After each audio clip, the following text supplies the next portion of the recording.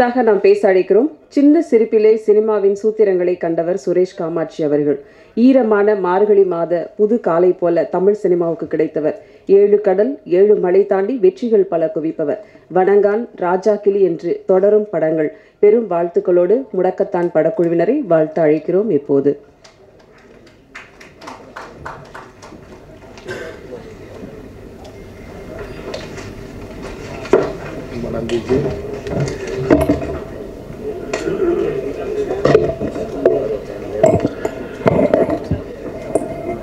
முடக்கத்தான் audio function விழாவிற்கு வருகின்றிருக்கும் பத்திரிகை மற்றும் ஊடக நண்பர்களே மற்றும் விழாவிற்கு வந்திருக்கும் சிறப்பு விருந்தினர்கள் ஐயா தமிழறிவு மணியன் மற்றும் அண்ணன் தங்கர் பச்சன் மற்றும் அண்ணன் சமுத்திரக்கனி உள்ளிட்ட அனைவருக்கும் எனது மாலை நேர வணக்கம். ஏற்கனவே வீரபாணி நிறைய பேசிட்டார். இப்போ நம்ம வாழ்த்த வேண்டிய கண்டென்ட் உங்களுக்கு தேவையான கண்டென்ட் நிறைய கிடச்சிருக்குன்னு நினைக்கிறேன். அண்ணன் வீரபாகன் வந்து எனக்கு வந்து இந்த கொரோனா டைமில் தெரியும். வேல்ராஜ்னு சொல்லிட்டு பாலிமரில் இருக்கார் அண்ணன் வேல்ராஜனா. அவர் மூலமாக தான் எனக்கு அறிமுகமான கொஞ்ச நாளே நம்ம நெருக்கமாக பழக ஆரம்பித்தேன். நிறைய பேருக்கு வந்து நான் மீடியா நண்பர்கள் நிறையா பேருக்கு நான் ரெஃபர் பண்ணி விட்டேன் அவர்கிட்ட அந்த கொரோனா டைமில். அப்போ வந்து யாருக்குமே 10 காசு வாங்காமல் ட்ரீட்மெண்ட் பண்ணார். ஏன்னா எல்லாருமே மீடியா பீப்புள் நிறைய பேர் கேட்டவங்களாம் யார்ட்டும் கையில் பண்ணலை. அப்போ 5 லட்சம் 4 லட்சம் ஒவ்வொரு ஹாஸ்பிட்டலில் 5 லட்சம் 4 லட்சம்னு பில்லு பெருசாக போட்டுக்கிட்டு இருந்துட்டேன். அப்போ நம்ம ரெஃபர் பண்ணோம். யார்ட்டையுமே 10 காசு வாங்காமல் பண்ணார். அந்த காலகட்டத்தில் தான் திடீர்னு ஒரு நாள் கூப்பிட்டு இந்த மாதிரி ஒரு படம் பண்ண போகிறேன் அப்படின்னாரு. சந்தோஷம்ண்ணே அப்படின்னேன். நான் டைரக்ட் பண்ண போகிறேன்னாரு. ரொம்ப நன்றிண்ணே அப்படின்னேன்.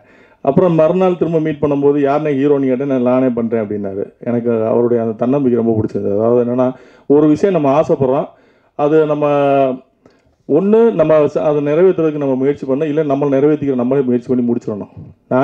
நான் வந்து அசிஸ்டன்ட் டைரக்டர் தான் சினிமாவுக்கு வந்தேன். என்னால் வந்து டைரக்ட் பண்ணுறதுக்கான ஆப்பர்ச்சுனிட்டி கிடைக்கல எனக்கு. அப்போ நான் என்ன பண்ணேன், நான் தயாரிப்பாளரை வந்ததுக்கப்புறம் நான் வந்தது நம்ம தயாரிப்பாளர் ஆகிட்டோம், அதுக்கப்புறம் நம்ம வந்தது இயக்குனராக தானே வந்தோம் அப்படின்னு சொல்லிட்டு தான் மிக மிக அவசரன்ற படத்தை வந்து இயக்குனேன். அதுக்கப்புறம் கூட எனக்கு இவ்வளோ பெரிய கேப் இருந்தது. அந்த படம் முடிச்சதுக்கப்புறம் கூட நான் ஒரு படம் பண்ண எனக்கு இன்ட்ரெஸ்ட். ஏன்னா எனக்கு பிடிச்ச மாதிரி ஒரு கதை வேணும், அப்படி இருந்தால் பண்ணுவோம், இல்லை வேணான்றேன். இப்போ இந்த ஜனவரிக்கு மேலே ஒரு படம் டைரக்ட் பண்ணுறேன். விரைவில் அதை நான் அறிவிக்க போகிறேன். ஸோ அப்படி நம்ம விரும்பினதை வந்து நம்ம செய்யணுன்ற ஒரு ஆர்வம் வந்து அவருக்கு இருந்தது, அவருக்கு அந்த ஆர்வம் இருந்தது. ஸோ இந்த படத்தை வந்து அவர் தயாரித்தார். அதில் எனக்கு ரொம்ப இந்த படத்தில் பிடிச்ச விஷயம் என்ன, எப்போவுமே ஒரு படம் வந்து நம்ம வந்து அந்த படம் வந்து இந்த சமூகத்தில் ஏதாவது ஒரு மாற்றத்தை படம் பண்ணுறோம், ஒரு மாற்றத்தை உருவாக்கணும், ஏதாவது ஒன்று நடக்கணும். அந்த படத்தினால வந்து ஒன்று கமர்ஷியல் கிட்ட அடிக்கணும், இல்லைன்னா அந்த அந்த படத்தினால வந்து சமூகத்தில் ஏதாவது ஒரு மாற்றம் உருவாகணும். அப்படி இந்த படத்தில் சில விஷயங்களை அவர் பண்ணியிருக்காரு. இந்த கதை தேர்வு எனக்கு ரொம்ப பிடிச்சிருந்தது. அதில் சமுத்திரக்கனியெல்லாம் சொன்னவங்க வந்து நடித்து கொடுத்துருக்காங்க. சமுத்திரக்கனியனை கொஞ்ச நேரம் பண்ணாலும் சிறப்பாக பண்ணி கொடுத்துருக்காரு. மற்ற நடித்த மகானா அவங்க கதாபாத்திரத்தை சிறப்பாக பண்ணியிருக்காங்க. அப்புறம் காமெடி நடிகர்கள் அம்பானி சங்கர், நம்ம காதல் சுகுமார், ஷாம், அவங்களுடைய அந்த கேரக்டர்லாம் கொஞ்சம் நல்ல காமெடி நல்லாவே பண்ணியிருக்காங்க. அவர் என்ன நினச்சாரோ அதை சிறப்பாக பண்ணியிருக்காரு. எனக்கு இதில் அவர் சொல்ல வந்த விஷயம் வந்து எனக்கே நான் அப்புறம் தான் அந்த படம் பார்த்ததுக்கப்புறம் தான் நான் அதை மானிட்டர் பண்ண ஆரம்பித்தேன். ஒவ்வொரு நம்ம சிக்னல் பார்த்தோம்னா குழந்தைகளை வச்சுட்டு பிச்சை எடுத்துக்கிட்டு இருப்பாங்க, நிறைய பேர் எடுத்துக்கிட்டு இருப்பாங்க. அது நம்ம கடந்து வந்துடுவோம். நானும் கடந்து வந்திருக்கேன், நீங்களும் எல்லாருமே கடந்து வந்துடுவோம். வயசானவங்களாக இருப்பாங்க, அவங்க ஒரு குழந்தைய வச்சுருப்பாங்க. ஆனால் அவங்க குழந்தையா என்னன்னு நமக்கு தெரியாது. நம்ம வந்து கடந்துச்சு காசை போட்டு வந்திருப்போம், இல்லைன்ட்டு வருவோம், அவ்வளோதான்.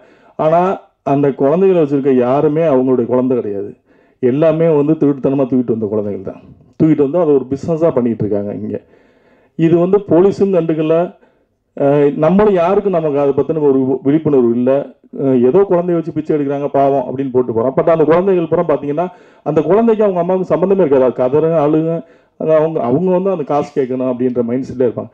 இந்த படம் பார்த்ததுக்கப்புறம் எனக்கு அப்புறம்லாம் நான் அந்த பஸ் ஸ்டாண்டில் அதை பார்க்கும்போதெல்லாம் அந்த சிக்னலில் பார்க்கும்போது எனக்கு பயங்கர கோவம் வரும். ஒருத்தர் அந்த குழந்தைய தூக்கி வச்சு 10 காசு போட்டு ஜன்னலை கூட ஓப்பன் பண்ண மாட்டேன், அவ்வளோ கோவம் வரும். இது வந்து உண்மையாக வந்து இனிமேலாவது இந்த படம் வந்ததுக்கப்புறமாவது, படம் பார்த்ததுக்கப்புறமாவது தமிழக அரசோ இல்லை இங்கே உள்ள காவல்துறைகளோ இந்த மாதிரி சிக்னலில் என்ன பிச்சை எடுக்கிறாங்கன்னா, வெளிநாடுகள்லாம் இருக்குது, குழந்தைகள் ரோட்டில் பிச்சை எடுத்தாங்கன்னா உடனே வெல்ஃபேர் அசோசியேஷன் கூட்டு போய் அங்கே வச்சுருவாங்க. ரோட்டில் யாரும் பிச்சை எடுக்க வர மாட்டாங்க. அப்படி எடுத்தாங்கன்னா கூட்டு போய் நேராக வெல்ஃபேர் அசோசியேஷன் ஒன்று இருக்கும், அங்கே கொண்டு போய் வச்சுருவாங்க. அந்த மாதிரி இந்த மாதிரி குழந்தைகளை வச்சு தனியாக என்னன்னா எடுத்துகிட்டு போ, கையில் கட்டு போட்டுக்க, காலில் கட்டு போட்டுக்க, என்ன வேணாலும் பண்ணிக்க. பட் குழந்தைகளை வச்சு எடுத்தாங்கன்னா இம்மீடியட்டாக கூப்பிட்டு போயிட்டு அந்த குழந்தையை படித்து அதுக்கு யாரோட குழந்தைன்னா இனிமேலாவது போலீஸ் செக் பண்ணணுன்றது தான் என்னோட நான் சொல்லிக்க வேண்டிய விஷயமா நினைக்கிறேன். ஏன்னா எனக்கு பெரிய கோரிக்கையெல்லாம் இல்லை. அண்ணன் சொன்ன மாதிரி தமிழ் மொழின்னு பேசுகிறாங்க, பட் தமிழ் மருத்துவத்தை கண்டுக்கல. இந்த மாதிரி இங்கே தமிழ் மொழியே ஜாபொழிக்கு தான் இருக்குது. தமிழ் மொழியை காப்பாற்றுறதுக்கு இங்கே ஆள் இல்லை. அது வேறு அரசியல், அது பேசுகிறதுக்கான மேடையும் இது இல்லை. ஆனால் அண்ணன் சொன்ன மாதிரி சித்த மருத்துவத்தை வந்து நம்ம என்கரேஜ் பண்ணியாங்க. ஏன்னா அது நம்மளுடைய பாரம்பரிய மருத்துவம். அது கொரோனாலே வந்து நம்ம அதை அனுபவப்பட்டோம், தெரிஞ்சுக்கிட்டோம் இதோட வேல்யூ என்னன்றதை. கொரோனாவில் கிட்டத்தட்ட 5000 பேர். அப்போ வந்து நிறைய பேருக்கு ஒரு கடவுள் மாதிரி தெரிஞ்சது. அவர்கிட்ட போனவங்க யாருமே ஒரு டெத்து கூட கிடையாது. அப்போ சித்த மருத்துவத்தோட பவர் என்னன்னு அப்போயே அவர் ப்ரூவ் பண்ணிட்டார். ஸோ அதனால் நம்மளை ப்ரூவ் பண்ணிக்கலன்னா இறைவன் அதுக்கான வாய்ப்பை அது உருவாக்குறதுக்கான ஒரு காலம் உருவாகும். அப்படி தான் நான் நம்புகிறேன். இந்த படம் வந்து அவருடைய நம்பிக்கைக்கும்